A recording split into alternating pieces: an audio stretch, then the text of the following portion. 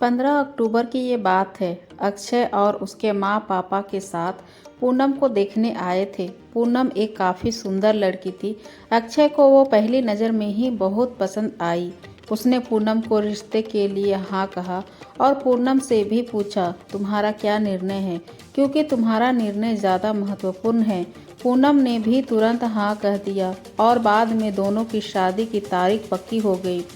बहुत धूम धड़ाके के साथ दोनों की शादी कर दी गई। उनकी शादी अक्षय के घर पर हुई। अक्षय का घर शहर के 1 BHK घरों जितना था। शादी की सारी विधि खत्म हुई। बाद में दोनों अपने रूम में फ्रेश होकर अपने कपड़े बदल कर आते हैं। दोनों की वो शादी की पहली रात थी। अक्षय धीरे से पूनम को आवाज़ देते हुए बोलता है, आज से हमारी नई जिंदगी की शुरुआत है। ऐसे बोलकर पूनम को गले से लगाने की कोशिश करता है, पर पूनम उस पर चिल्लाती है और बोलती है, तुम मुझे ज़रा भी पसंद नहीं हो और मैं तुमसे प्यार भी नहीं करती, इसलिए मेरी तरफ से तुम कोई भी उम्मीद मत करना। अक्षय उसकी बातें सुनकर हैरान हो गया, पर हिम्मत करके उसने पूनम को पूछा, पूनम अगर ऐसा ही था तो तुमने मुझसे शादी क्यों की? मैंने तुम्हारे साथ ज़बरदस्ती नहीं की थी। मैंने पूछा भी था तुम्हें, फिर भी क्यों नहीं कहा मुझे? इस बात पर पूनम बोली, मुझे कुछ पूछो मत। 2 से 3 महीने एडजस्ट करो और उसके बाद हम डिवोर्स लेकर अलग हो जाएंगे। ये सुनकर अक्षय को धक्का लगा। उसने पूनम को समझाने की कोशिश की, पर उसने अक्षय की कोई बात नहीं सुनी और वो उसके निर्णय पर डटी रही। अक्षय उसे बोला, ठीक है, तुम्हें यही ठीक लगता है तो यही करेंगे, पर मेरी एक बात मानोगी क्या? पूनम बोलती है, क्या? अक्षय बोलता है कि एक छोटी सी मदद करोगी? जब तक माँ पापा यहाँ हैं तब तक तुम यहीं पर रहोगी। एक बार वो गांव चले गए तो फिर सब तुम्हारे मुताबिक होगा। वो भी तैयार हो गई इस बात पर और दोनों सो गए। हर रोज का दिखावा उनका चालू था। माँ पापा के सामने पति पत्नी की तरह रहना उनको समझ में ना आए, इसलिए उनके सामने नाटक करना। ऐसे करते करते दिन खत्म होने लगे। दोनों ही नौकरी करते थे, फिर रोज के टाइम टेबल के अनुसार अपना अपना काम खत्म करके काम पर जाना। अक्षय रोज पूनम से प्यार से बोलने का प्रयास करता था, पर पूनम अक्षय को अनदेखा करती थी, क्योंकि पूनम की एक ही इच्छा थी कि उसको जल्दी शादी नहीं करनी थी। घर के लोगों का मन उसे नहीं दुखाना था, इसलिए वो शादी करने के लिए तैयार हुई। पर शादी करने के बाद भी वो फिर से अकेले रहने का विचार करती थी, क्योंकि उससे खुद की लाइफ किसी के साथ शेयर नहीं करनी थी। जैसे तैसे उसके दिन ढकेल रही थी। अक्षय मात्र उसे हमेशा अपनी पत्नी का दर्जा देने का प्रयास करता था, पर पूनम कभी भी अक्षय को पति का दर्जा नहीं देना चाहती थी। एक दिन फर्श पर पानी गिरा हुआ था, तब पूनम का पैर उस पर अचानक से फिसला और उसका पैर फ्रैक्चर हो गया। अक्षय तुरंत उसे डॉक्टर के पास ले गया। उसका इलाज होता है।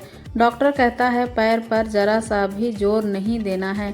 उसके काफ़ी देखभाल करने के लिए बोलते हैं। फिर क्या, अक्षय उसका बहुत ख्याल रखने लगा। हर रोज उसके पैर की मालिश करता था। उसका पैर फ्रैक्चर होने के कारण उससे ठीक से खड़ा भी नहीं हुआ जा रहा था। घर के काम और खाने की जिम्मेदारी अक्षय पर आ गई थी, पर अक्षय को तो पहले से ही ये सब करने की आदत थी, इस वजह से उसे कोई दिक्कत नहीं थी।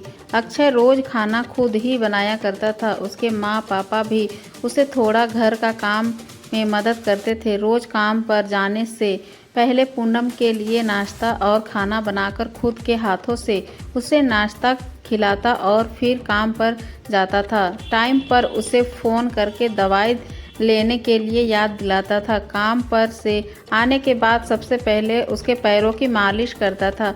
उससे थोड़ा चलने के लिए मदद करता था। कोई भी काम हो उसके लिए मन से करता था। फिर भी वो अक्षय को प्यार से नहीं बुलाती थी। उसका मन अक्षय को स्वीकारने के लिए तैयार नहीं था। एक दिन पूनम को देखने के लिए उसकी सहेली आई। उनकी बातचीत चालू थी। तब अक्षय दोनों के लिए नाश्ता बना कर लाया। फिर वो पूनम से बोला, मैं ज़रा मार्केट से हो आता हूँ, थोड़ा सामान लाना है। तुम दोनों को कुछ चाहिए तो बता दो। पूनम बोलती है, नहीं अभी कुछ नहीं चाहिए, तुम जाकर आओ।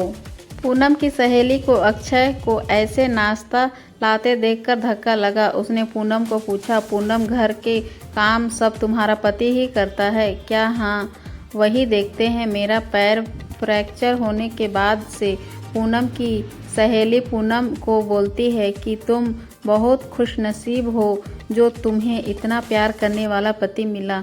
पूनम के चेहरे पर मात्र चिंता था। तभी पूनम बोली, इसमें इतना खुशनसीब होने जैसा क्या है? उसकी सहेली बोली, अरे मेरा पति मुझे पूछता तक नहीं है कैसी हो तुम, खाना खाया या नहीं, और मेरे पति ने आज तक कभी मुझको चाय तक नहीं पिलाई। मुझे भी लगता था मेरे पति भी मेरा ख्याल रखे, ज़्यादा कुछ नहीं पर प्यार भरे शब्द ही बोल दे तो बहुत होता मेरे लिए। बहुत इच्छा होती है यार, पर इसके बजाय मुझे हमेशा निराशा ही मिली। बहुत मन दुखता है मेरा यार। ये सब सुनकर पूनम विचार में डूब गई। उसके मन में अक्षय के प्रति प्यार जगने लगा। अक्षय का प्यार उसकी आंखों के सामने आने लगा। वो उस पर जान छिड़कता है, ये उसे समझने लगा। अभी धीरे धीरे पूनम को भी अक्षय से प्यार होने लगा था। वो उस पर विश्वास करने लगी थी। अक्षय के मन पर मात्र एक ही डर था कि माँ बाप गांव गए तो हमारा डिवोर्स हो जाएगा, पूनम मुझे छोड़कर चली जाएगी और समाज में मेरी इज्जत कम हो जाएगी। तभी माँ पापा अक्षय को बोलते हैं कि अभी हमें गांव जाना चाहिए, थोड़े दिन रहकर खेती वगैरह करके आते हैं। अक्षय उसको जाने नहीं देना चाहता था और उसको डिवोर्स के बारे में भी बता नहीं सकता था। अक्षय सोच रहा था कि अभी पूनम को सब कैसे पूछे, कैसे बोलूं। उसके साथ ऐसे सोचते सोचते ही सो जाता है। सुबह उठता है तो देखता है कि पूनम बहुत जल्दीबाजी में थी। वो जॉब पर जाने के लिए निकलती है। तब जाते जाते पूनम बोली कि अक्षय टिफ़िन बना कर रखा है, लेकर जाना। कपड़ों को इस्त्री करके रख दिया और नाश्ता भी करके जाना। और हाँ, आज घर पर जल्दी आना है, ये बोलकर निकल गई। अक्षय मन ही मन सोचने लगा कि जिसने आज तक एक गिलास पानी तक नहीं दिया, आज अचानक ऐसे उसने इतना सब कैसे किया। अक्षय का मन बहुत अशांत हुआ। वो भी सब काम करके ऑफिस के लिए निकल गया। उसके मन में बस इतना ही चालू था कि आज हमें डिवोर्स के बारे में बोलना है। शाम का वक्त होता है। पूनम के बताने के अनुसार अक्षय जल्दी घर आता है। पूनम के खाना बनाकर सब काम निपटा कर रखे थे। घर पर आते ही उससे चाय देती है। ये सब अक्षय के लिए नई बात थी। चाय पीते पीते अक्षय धीरे से पूनम को पूछता है, पूनम तुम ठीक तो हो ना? तुमने निर्णय तो लिया ही होगा ना, मुझे छोड़कर जाने वाली हो, इसलिए सब कर रही हो ना? इस पर पूनम बोलती है, मैंने अपना फैसला ले लिया है और मैं कहीं पर भी नहीं जा रही हूँ। मेरी पूरी ज़िंदगी में तुम्हारे साथ जीना चाहती हूँ। और जाकर अक्षय को गले से लगा लेती है। वो बोलती है, मैं तुम्हें छोड़कर कहीं नहीं जाऊँगी। मैं तुमसे बहुत प्यार करने लगी हूँ और अभी ये हमारा रिश्ता कोई भी नहीं तोड़ सकता। ज़िंदगी में बहुत बड़ी भूल हो गई होती मुझसे अगर मैं तुम्हें खो देती। अरेंज मैरिज करके भी तुम्हारे जैसा इतना प्यार करने वाला पति मिला, यही मेरी खुशनसीबी है। तो ये मेरी स्टोरी अरेंज मैरिज वाली लव स्टोरी कैसी लगी ज़रूर बताइए।